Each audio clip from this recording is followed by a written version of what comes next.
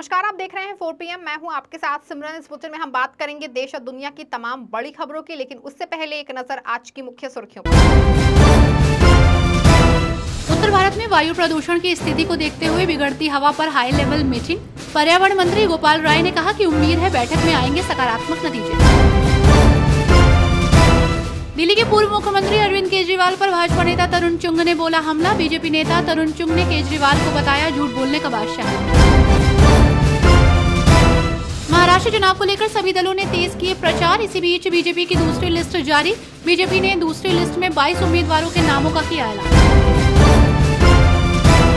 ओडिशा के राज्यपाल रघुवर दास की बहू पूर्णिमा दास जमशेदपुर पूर्व से बीजेपी के टिकट पर लड़ेंगी चुनाव। इस बीच रघुवर दास के खिलाफ चुनाव आयोग पहुंची कांग्रेस।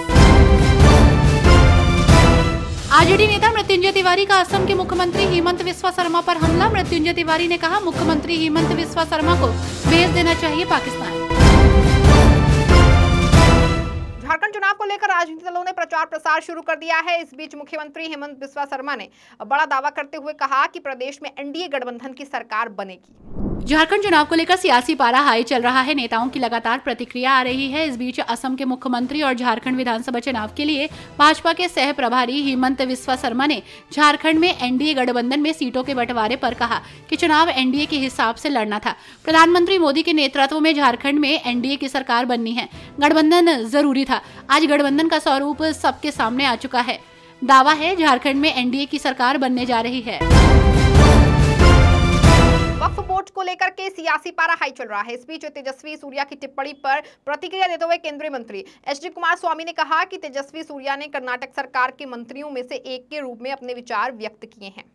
वक्फ बोर्ड को लेकर तेजस्वी सूर्या की टिप्पणी पर प्रतिक्रिया देते हुए केंद्रीय मंत्री एचडी कुमार स्वामी ने कहा कि तेजस्वी सूर्या ने कर्नाटक सरकार के मंत्रियों में से एक के रूप में अपने विचार व्यक्त किए। उन्होंने कहा तेजस्वी सूर्या ने अपने विचार व्यक्त किए हैं जैसा कि कर्नाटक सरकार के एक मंत्री ने व्यक्त किया है। चाहे वो खेती की जमीन हो या कुछ भी, जो भी वक्फ ने हासिल किया है हम उसे नहीं छोड़ेंगे। ये बहुत अहंकारी है। मंत्री द्वारा जवाब दिया गया था। वास्तव में मुझे लगता है कि उन्होंने न केवल कर्नाटक मुद्दे पर अपने विचार व्यक्त किए बल्कि पहले से ही कैबिनेट में उनके नेतृत्व में प्रधानमंत्री ने इस तरह के मुद्दे पर निर्णय लिया। कुश्ती महासंघ विवाद पर एक बार फिर बीजेपी नेता बृजभूषण शरण सिंह की प्रतिक्रिया सामने आई है। उन्होंने कहा कि ये विवाद ऐसा उठा कि खेल मंत्रालय ने कुश्ती महासंघ पर प्रतिबंध लगा दिया और विश्व कुश्ती संस्था सरकार पर नहीं बल्कि कुश्ती महासंघ पर विश्वास करती है। कुश्ती महासंघ विवाद पर बीजेपी नेता बृजभूषण शरण सिंह ने कहा कि ये विवाद ऐसे समय में उठा है कि खेल मंत्रालय ने कुश्ती महासंघ पर प्रतिबंध लगा दिया और विश्व कुश्ती संस्था सरकार पर नहीं बल्कि कुश्ती महासंघ पर विश्वास करती है। ये स्थिति शुरू से ही रही, लेकिन सरकार और खेल प्रदर्शन ने मिलकर एक रास्ता निकाला। बच्चे ओलंपिक में गए, ओलंपिक में पदक भी जीते और ये ऐसे ही चल रहा था और फेडरेशन अपना काम कर रही थी, इसलिए टीम लगातार जा रही थी। ये विवाद साक्षी के पति की वजह से पैदा हुआ। उन्होंने मांग की है कि स्पोर्ट्स फेडरेशन ना तो नेशनल आयोजित करे, ना ही ट्रायल रखे और ना ही टीमें भेजे। खेल गतिविधियों को पूरी तरह से बंद कर देना चाहिए। वक्फ बोर्ड को लेकर के राजनीतिक गलियारों में चर्चाओं का बाजार गर्म है। वहीं इस बीच बीजेपी के राष्ट्रीय प्रवक्ता शहजाद पूनावाला ने कांग्रेस पर हमला बोला। उन्होंने कहा कि कांग्रेस पार्टी किसानों की सारी जमीन छीनकर एक वोट बैंक को देना चाहती है। बीजेपी के राष्ट्रीय प्रवक्ता शहजाद पूनावाला ने वक्फ बोर्ड को लेकर कांग्रेस पर जमकर निशाना साधा। उन्होंने कांग्रेस पर हमला बोलते हुए आरोप लगाया कि कांग्रेस पार्टी किसानों की सारी जमीन छीनकर एक वोट बैंक को देना चाहती है। उन्होंने आगे कहा कि कांग्रेस ने 1995 और 2013 में वक्फ को असीमित अधिकार दिए। उन्होंने कहा कि अब कांग्रेस पार्टी किसानों की सारी जमीन छीनकर एक वोट बैंक को देना चाहती है। वोट के नाम पर वे ऐसा कर रहे हैं। बैंक की राजनीति है। उन्होंने 1995 और 2013 में वक्फ को असीमित अधिकार दिए। महाराष्ट्र चुनाव को लेकर राज्य का सियासी पारा 7वें आसमान पर है। इस बीच महाराष्ट्र के कांग्रेस प्रभारी रमेश चेन्नीथला प्रतिक्रिया उनकी जो है वो सामने आई है। उन्होंने कहा कि राज्य के लिए पार्टी के उम्मीदवारों की दूसरी सूची जल्द ही जारी की जाएगी। महाराष्ट्र के कांग्रेस प्रभारी रमेश चेन्नीथला ने कहा कि राज्य के लिए पार्टी के उम्मीदवारों की दूसरी सूची जल्द ही जारी की जाएगी। सीईसी की बैठक से पहले बोलते हुए चेन्नीथला ने कहा कि Congress Samajwadi party, CPM, CPI और आप सहित महाविकास आघाड़ी गठबंधन में सहयोगियों को शामिल करने के लिए प्रतिबद्ध है, हालांकि सीटें सीमित हैं। उन्होंने कहा कि महाराष्ट्र की दूसरी सूची आधे घंटे के भीतर घोषित की जाएगी।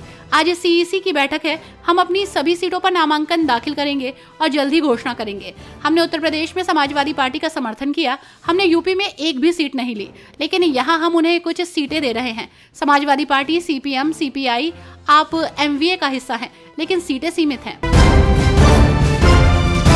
असम के मुख्यमंत्री हेमंत बिस्वा शर्मा इन दिनों झारखंड में चुनावी प्रचार प्रसार में जुट गए हैं। इस बीच उन्हें लेकर के आरजेडी नेता मृत्युंजय तिवारी की प्रतिक्रिया सामने आई है। उन्होंने कहा कि हेमंत बिस्वा शर्मा असम के मुख्यमंत्री हैं, वहां उन्हें कोई काम नहीं करना है। आरजेडी नेता मृत्युंजय तिवारी ने कहा कि हेमंत बिस्वा शर्मा असम के मुख्यमंत्री हैं, वहां उन्हें कोई काम नहीं करता है।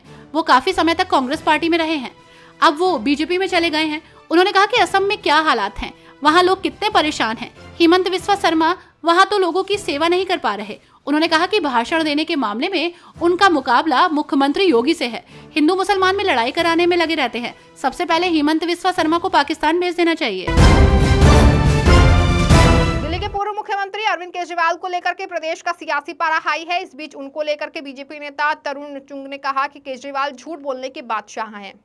दिल्ली का सियासी पारा हाई चल रहा है। नेता एक दूसरे पर आरोप प्रत्यारोप लगा रहे हैं। तो वहीं इसी बीच बीजेपी नेता तरुण चुंग ने कहा कि अरविंद केजरीवाल झूठ बोलने के बादशाह हैं। जनता उनसे 10 साल का हिसाब मांग रही है, वो इस पर झूठ बोल रहे हैं। उन्होंने कहा कि केजरीवाल ने चुनाव से पहले जो वादे किए थे वो उन्हें भूल चुके हैं। उन्होंने कहा कि चुनाव से पहले केजरीवाल कहते थे कि लाल बत्ती और बंगला नहीं चाहिए, और अब वही लेने के लिए ड्रामा किया जा रहा है। महाराष्ट्र में चुनाव को लेकर सभी दलों ने प्रचार तेज कर दिया है। वहीं भाजपा ने सीएम योगी को अपना स्टार प्रचारक बनाया है, जिसको लेकर के संजय राउत ने कहा कि योगी आदित्यनाथ जी हमारे अच्छे मित्र हमेशा रहे हैं, हम बाबा जी का आदर करते हैं। महाराष्ट्र में विधानसभा चुनाव को मद्देनजर रखते हुए सभी दल एक्टिव मोड में नजर आ रहे हैं। इस बीच खबर है कि चुनाव में उत्तर प्रदेश के मुख्यमंत्री योगी आदित्यनाथ महाराष्ट्र में चुनाव प्रचार करेंगे। ऐसे में शिवसेना यूबीटी नेता संजय राउत ने कहा कि योगी आदित्यनाथ जी हमारे अच्छे मित्र हमेशा रहे हैं, हम बाबा जी का आदर करते हैं। बात रही चुनाव और राजनीति की, तो महाराष्ट्र में आकर बाबा जी क्या करेंगे? बाबा जी तो हर जगह जाते हैं। बाबा जी जब उत्तर प्रदेश में खुद की पार्टी को नहीं बचा सके तो महाराष्ट्र में क्या करेंगे? इस बुलेटिन में फिलहाल बस इतना ही। ऐसी तमाम राजनीतिक खबरों के लिए बने रहें और जुड़े रहें फोन पीएम के साथ। धन्यवाद।